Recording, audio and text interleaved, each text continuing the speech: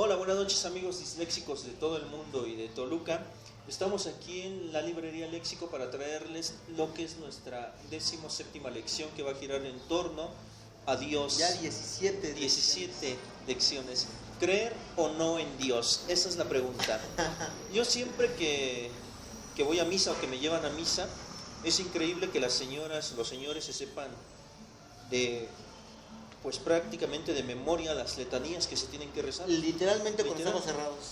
Así es. Y unas veces ya ni siquiera es la letanía, sino solamente entonces, o sea, ya no se sabe qué es lo que pasa ahí. Sí. Pero ¿qué es lo que permite esta idea de Dios? ¿Para qué nos sirve la idea de Dios? ¿Para qué nos sirve el concepto de Dios?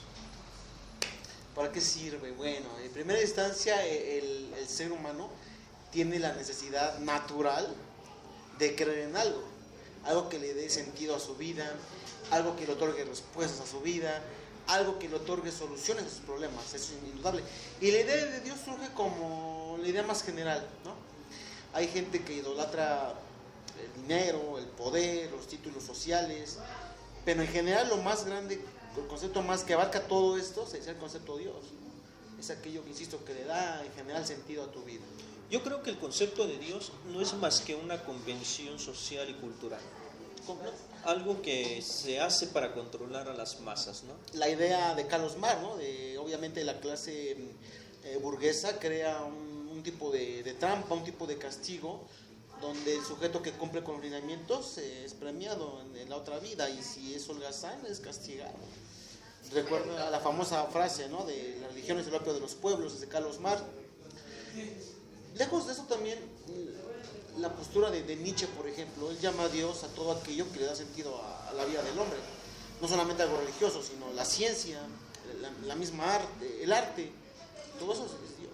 Exacto. Cuando hablamos del concepto de Dios, es inevitable no pensar en una postura judeocatólica, cristiana, apostólica y romana. La más famosa del mundo. Así es. Porque si dijéramos dioses, entonces ya nos vamos hacia un politeísmo. Sí. Y ahí cambian las cosas, ¿no?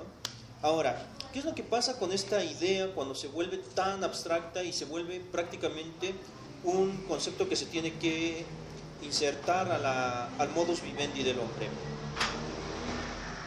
Se le despoja prácticamente pues de toda humanidad, ¿no? Y se le pone entonces como un ser perfecto en todas sus posturas. Es lo que Marcuse en el hombre, en Eros y Civilización llama él dice que esta entidad que llamamos Dios no es cierto, es en Feuerbach la esencia del cristianismo.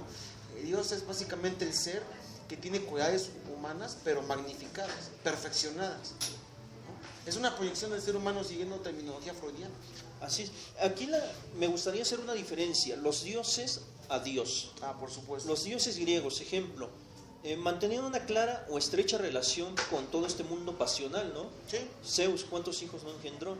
Sin embargo, ahora lo contraponemos a la idea de Dios judeocatólico, y en realidad es un Dios que nunca se va a mostrar ante su pueblo, sino que va a permanecer como una idea pues intocable. Es Gianni Bátimo, en un texto que es una serie de ensayos con Jacques Derrida y no creo que otros autores, habla del Dios ausente. O sea, el Dios judio-cristiano del que tú hablas perfectamente es el Dios ausente, el que promete regresar, el que promete pero nunca está ahí.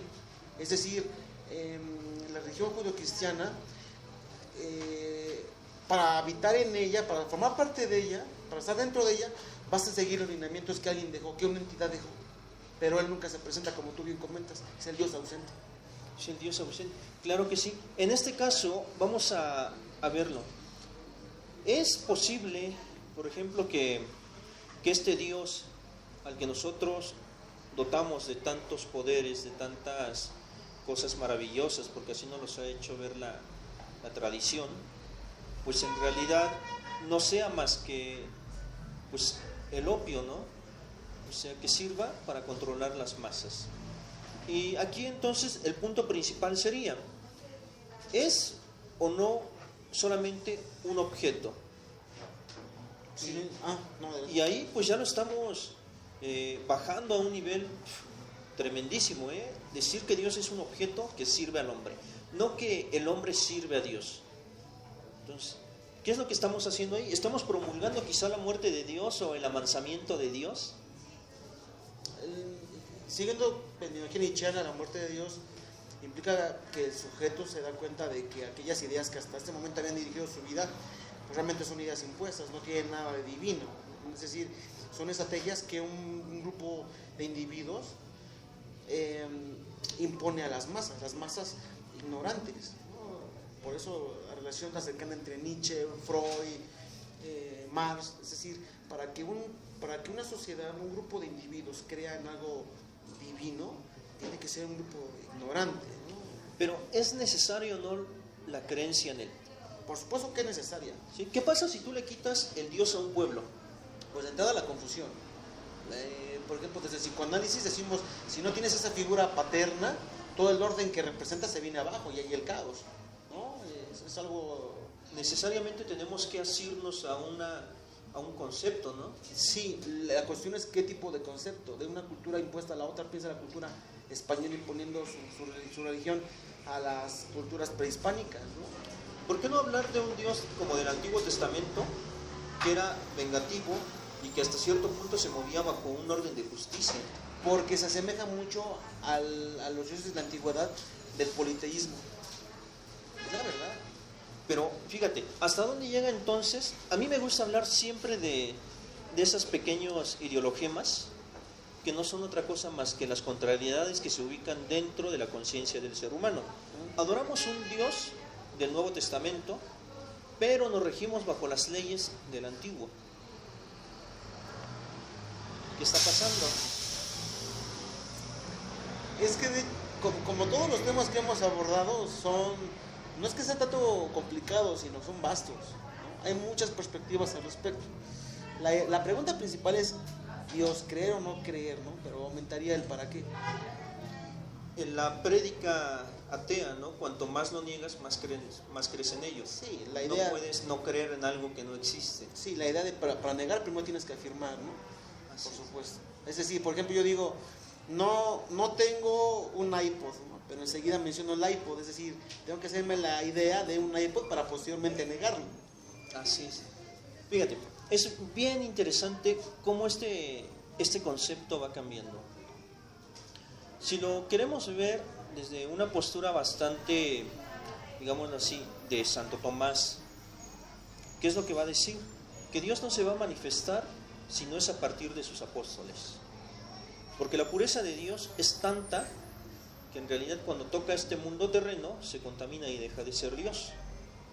Se comprueba entonces de nueva manera que la omnipotencia, la omnisciencia, pues es una particularidad del mismo Dios, ¿no? O sea, hasta estar en donde no puede estar y sin que se contamine, ya es me llama la atención la suma teológica y toda esta postura de las pruebas de la existencia de Dios, ¿no? Que no son más que los atributos del motor inmóvil de Aristóteles, ¿no? Cómo la tradición se recrea para continuar con esa ideología de un ser distinto al ser humano. ¿Tiene un beneficio? Creer en Dios, quizá. Para los pueblos bárbaros, la creencia de un Dios representa el paso a una civilización. Los pueblos primitivos lo primero que hacen es totemizar a la naturaleza, a elementos que se encuentran completamente ajenos a sí mismos, para brindarles un poder maravilloso, un poder milagroso, si lo queremos ver así. Entonces, esta idea viene arraigada desde esas tribus hasta nuestros días, ¿no? Necesitamos que creer necesariamente en algo para que todo nuestro marco de conciencia no se vea, pues, asaltado en una angustia permanente. Fíjate, digámoslo, sí. Dios como la salvaguardación de un estado mental sano. Es lo que te iba a comentar, sano. Es la garantía de que las cosas están bien. Así es. La cuestión es que hay sectores que usan esta ideología para manipular masas. Así es. Entonces, Dios, ¿necesario o no necesario creer en Él? Volvemos a la pregunta. ¿Crees en Dios? Siempre tus preguntas tan directas.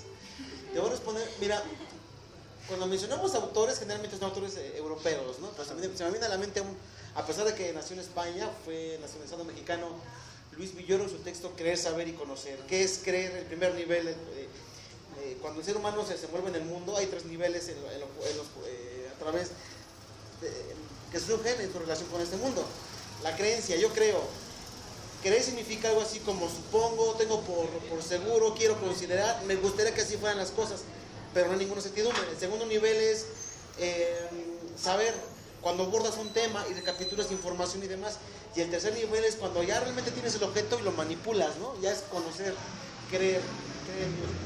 Pues en el Dios judío-cristiano no tanto por mi formación filosófica, porque sé que es, digamos, la combinación de elementos de la antigüedad que se adaptan a tiempos presentes para que un cierto sector mantenga sometida a las masas. En ese Dios no creo. Así. Soy más cercano a la cuestión del paganismo, ¿no? Del paganismo. En este caso yo tengo una postura bastante diferente a la tuya, moviéndonos bajo lo que es el gnosticismo. No vamos a creer en un Dios suprasegmental y que está habitando las cúspides de las estrellas y las pléyades, no, sino es un Dios que se ubica dentro de uno mismo. Y en este caso quizá rayemos un poco también en la cuestión pagana, porque para los católicos ortodoxos decían que Dios no éramos nosotros, porque nosotros ¿cómo somos? Un cúmulo de pulsiones, un cúmulo de errores, ¿no? Entonces, el hecho de que te habite Dios ya está implicando ahí un enunciado bastante peligroso para los ortodoxos. Sin embargo, pues esa es la idea que yo tengo de Dios. Me es útil en la medida que puedo creer en mí y en nadie más. Fíjate, hay otra postura, ¿no? La postura pantallista, ¿no? Donde la naturaleza precisamente es lo divino, entendido como aquella fuerza que de entrada permitió que surgiera el ser humano. Fuera de cualquier cuestión religiosa, la naturaleza precisamente permitió que el ser humano biológicamente surgiera, ¿no? Es una cuestión pantallista. Somos cercanos a esa cuestión, ¿eh? Es decir, yo no considero que es necesario ir a un templo a rezar para comunicarse con eso que llamo divino. Basta convivir con los demás, con la naturaleza, con los animales, etc. Tú has de conocer los textos de Genófanes. Uno de los textos de Genófanes que me encanta citar es el que dice que los seres humanos crean dioses que se parecen a los seres humanos. Si las hormigas pudieran crear un dios, lo harían a imagen y semejanza de la hormiga. Sí, la idea nietzscheana también, ¿no? El crepúsculo de los ídolos. Y la proyección de la que nos habla Freud. Es todo aquello que tú no eres. El ser humano es imperfecto, Dios es perfecto. El ser humano no conoce todo, Dios sí lo conoce todo. El ser humano está limitado en espacio y tiempo, Dios es omnipresente. ¿No es una manera de contentarse? Sí, por supuesto, de decir yo no tengo esto, pero tengo un ser cercano que sí lo tiene. ¿No es una manera también de culpar y de despejarte de todas las dudas, de todas las incertidumbres que tienes? Por supuesto. Hago esto y Dios me puede salvar en el último momento. No, y además, por ejemplo, piensa en la Edad Media, ¿no? Donde el culpable de todo era el diablo.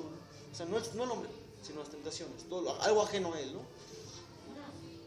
Es una estrategia, siguiendo Foucault, es una estrategia del poder, la idea de Dios. Así es. Una acción punitiva, ¿Sí? Obviamente. Pues bien, nos quedamos en Dios. ¿Vale? ¿Tú crees en Dios? Yo creo en Dios, yo creo en mí mismo. Yo soy mi propio Dios, maestro. Lo divino está dentro de uno mismo en cuanto uno decide, ¿no? El psicoanálisis nos dice eso, ¿no? Que Dios y diablo son realmente pulsiones, lo comentaste, ¿no? Ajá. Pero imagínate, llevar esta información a las masas, de entrada lo sorprendería y después nos llamarían que somos malos, ¿no? Porque estamos en contra de algo que ya tradicionalmente tienen impuestas las masas. Ya para terminar, hay un punto que a mí me gustaría recalcar. ¿Solamente uno? Sí, uno. Expláyate, o sea. El punto de que Dios como concepto abstracto, a partir de una concientización y de una necesidad de creer en algo, siempre lo vamos a concretizar en una imagen. Es que es necesario, porque hay gente que dice, bueno, ¿dónde está? Ah, mira, es esto. Pero cuando eres objeto, yo os digo que pierde ya mucho sentido, ¿no? Exacto. Cuando le das color de cabello, de ojos, de piel, ya hay más debate ahí. Sí, creo que ya hay hasta unos cristos con piel sensible. ¿Sí? Sí. Como el comercial de los jabones sensibles al tacto, Así es. hipoalergénicos. Sangran al tacto. Bueno, amigos disléxicos, pues esto es todo por el día de hoy. Nos despedimos, no sin antes recordarles nuestras páginas de Facebook. Por el momento solamente está activa One Piece Toluca. Los espero, ya saben, gente. Bye. Dislexia Mundial, así como Imagina Periódico, a mis contemporáneos. Porcel. El Corcel Letrado también, que no he sabido nada del Corcel Letrado. Hay que tomar en cuenta que Su administrador es un flojo. no, yo quiero creer que la salud y eso, ¿no? No somos máquinas, nos enfermamos también. Pero nunca ha publicado nada desde hace 2 años. Ya 2 años. Y Ha de estar enfermo desde hace 2 años. Bueno, amigos disléxicos, nos despedimos. Eso es todo por el día de hoy y nada más. Muy directo, crece. Sí, crecen, tío. O sea, directamente. Ajá. Que me cuentas del